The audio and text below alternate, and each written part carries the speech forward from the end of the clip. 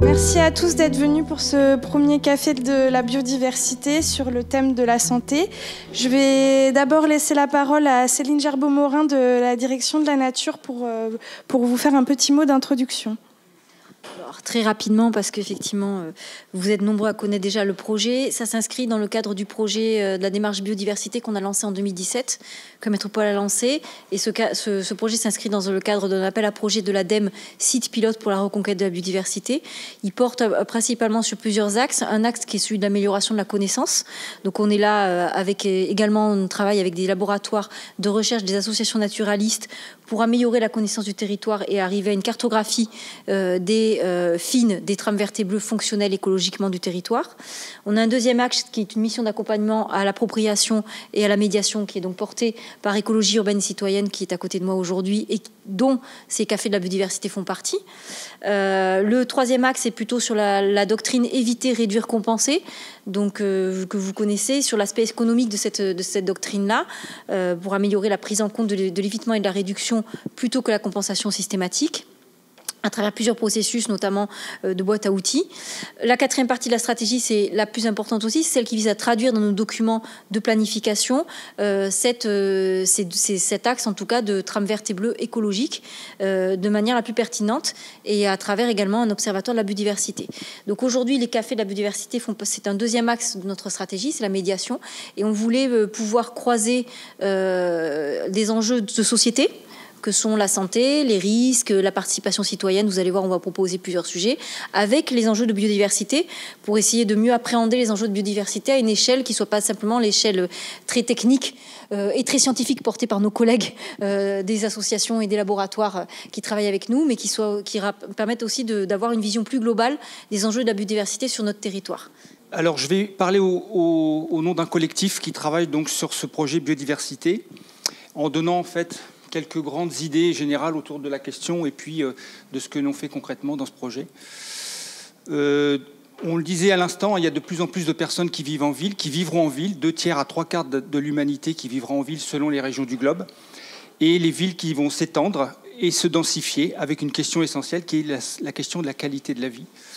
Et cette question de qualité de la vie, en fait, une des réponses sans doute à faire, c'est la place de la biodiversité dans la ville et la place des services écologiques dans cette même ville.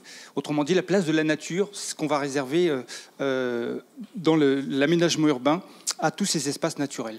Alors, en quelques mots, quand on parle de biodiversité, déjà, des milieux, des écosystèmes, des forêts, des prairies, etc., avec des formes un peu simplifiées dans le tissu urbain, et puis des espèces qui sont des espèces animales, végétales, etc., avec des statuts divers, des espèces qui sont soit très rares, et donc c'est tout ça, les milieux rares et les espèces rares, c'est ce qu'on appelle la diversité patrimoniale. C'est pas souvent ce qui est présent en ville, mais ça peut. Et puis, ce qu'on a en ville, c'est surtout des espèces qui peuvent être banales et des milieux assez banals également. Ce qu'on appelle la biodiversité ordinaire. Alors, c'est ordinaire parce que c'est banal, mais c'est pour le moins extrêmement utile parce que c'est ce qui délivre justement les services dont on parle à l'instant. Un service écologique ou un service écosystémique, c'est quoi ? Ce sont tous les avantages que l'homme tire de la nature, d'une manière générale.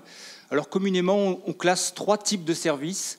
On a des services de régulation, qui sont des services bien connus sur la régulation des gaz à effet de serre avec les forêts dans le monde. Donc ça, ce sont des services de la régulation de la qualité de l'air.